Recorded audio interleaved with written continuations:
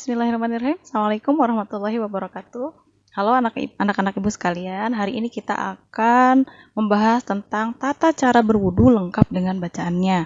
Oke, tidak perlu banyak basa-basi, jadi nanti langsung kita lihat aja praktek wudunya seperti apa. Setelahnya baru nanti kita akan bahas materinya.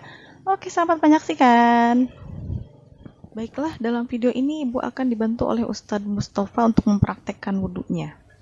Sebelum berwudu disimpan dulu seperti peci, kemudian masker. Kalau bisa menggunakan jam tangan disimpan dulu. Sekiranya yang menghalangi datangnya air wudu ke anggota wudu maka disimpan dulu.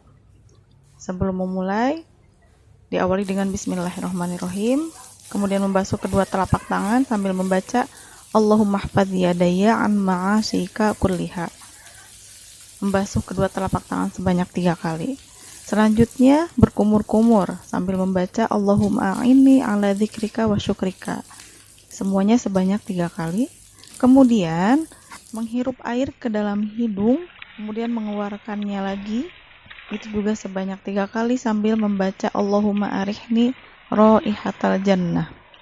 Selanjutnya membasuh wajah. Sebelum membasuh wajah, kita membaca dulu niat wudunya. Nawaitul wudhu'a li raf'il hadatsil asghari fardhu lillahi ta'ala. Kemudian pada usapan pertama kita membaca niatnya di dalam hati.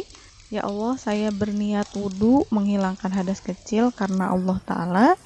Lalu usapan kedua dan ketiganya sambil membaca Allahumma bayyid wajhi yauma tabyaddu wujuh.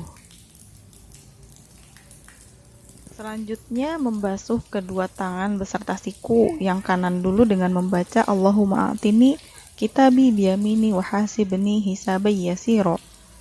Sebanyak 3 kali gerakan.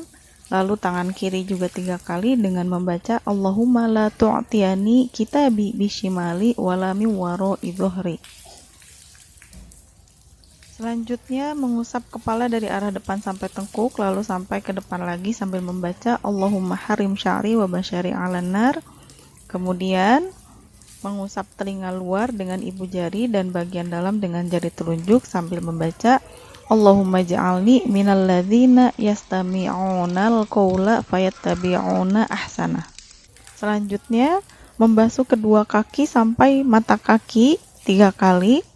Dan membersihkan sela-sela jari kaki dengan jari tangan. Dimulai dari kaki kanan sambil membaca Allahumma sabbit qodami ala sirati yauma tusabbitu aqdamu ibadikas sholihin.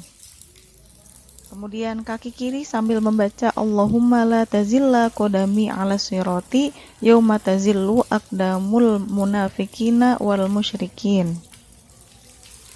Setelah itu kemudian kita langsung berdoa menghadap kiblat. Asyhadu an la ilaha illallah wahdahu la syarikalah wa asyhadu anna Muhammadan abduhu wa rasuluh.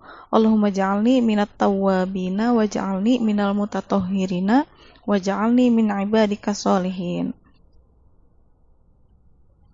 Setelah selesai membaca doa wudu, maka kita rapihkan kembali sebelum kita memulai sholat dengan menggunakan peci untuk laki-laki.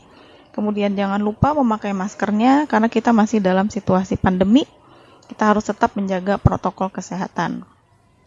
Lalu sebelum memasuki masjid, kita membaca doa masuk masjid. Allahumma ftahli abwaaba rahmatik, dan memulainya dengan menggunakan kaki kanan. Oke, selanjutnya mari kita bahas materinya.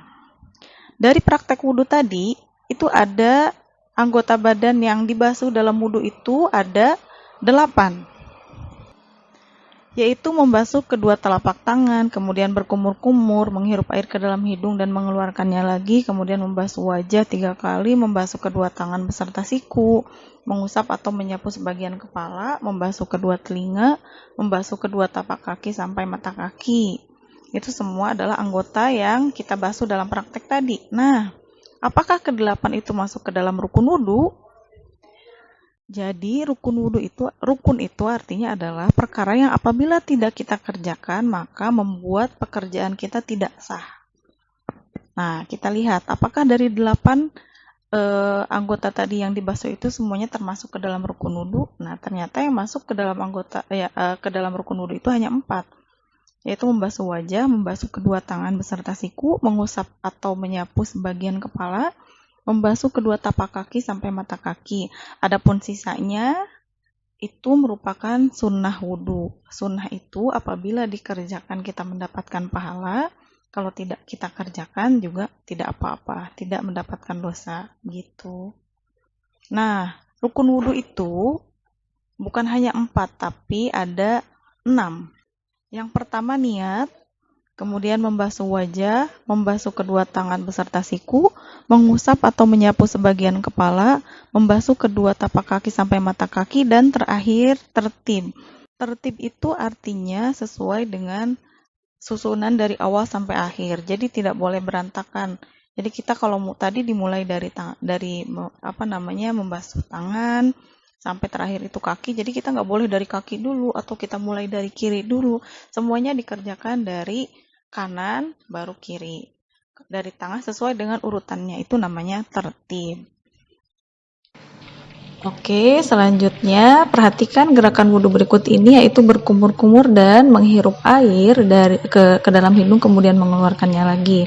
Nah, ini kita bahas karena apabila kita sedang berpuasa dan kita pasti akan berwudhu jika kita akan sholat atau memegang Al-Quran. Nah, ketika kita puasa, kedua gerakan ini tidak boleh dilakukan secara berlebihan karena nanti bisa menjadi makruh dan bisa membatalkan puasa kalau sekiranya kita ketika berkumur-kumur airnya itu masuk ke dalam tenggorokan kita gitu.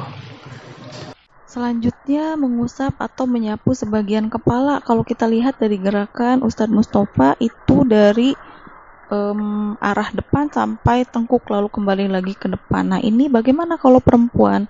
Nah, kalau perempuan misalnya di tempat umum, mungkin kalau di rumah bisa kita laksanakan, tapi kalau di tempat umum seperti di sekolah kita menggunakan kerudung. Nah, ini namanya mengusap atau menyapu sebagian kepala. Jadi nggak apa-apa kalau misalnya kita nggak sampai ke belakang, atau jadi kita hanya mengusap bagian depan sampai tengah aja. Itu tidak apa-apa karena ini pekerjaan sunnah. Dan mengusapnya juga sebagian kepala gitu. Jadi nggak apa-apa kalau untuk perempuan. Kalau untuk laki-laki tidak ada masalah, jadi bisa dilakukan. Kalau perempuan melakukan semuanya di sekolah misalnya, itu kemungkinan nanti kerudungnya akan basah ya. Jadi nggak apa-apa, kita sampai setengahnya aja. Baiklah anak-anak, demikianlah materi tentang tata cara berwudu hari ini lengkap dengan bacaannya. Yeay! Alhamdulillah, jadi tahu sekarang bacaan wudunya seperti apa, kemudian gerakan-gerakan wudunya seperti apa. Sekarang jadi tahu, alhamdulillah. Jadi wudu kita selama ini jadi nggak hanya basah aja. Jadi basahnya itu ada maknanya karena kita sudah isi dengan ilmunya. Alhamdulillah. Oke, selamat mempraktekkan dalam kehidupan sehari-hari dan selamat mengamalkannya. Semoga bermanfaat. Wassalamualaikum warahmatullahi wabarakatuh.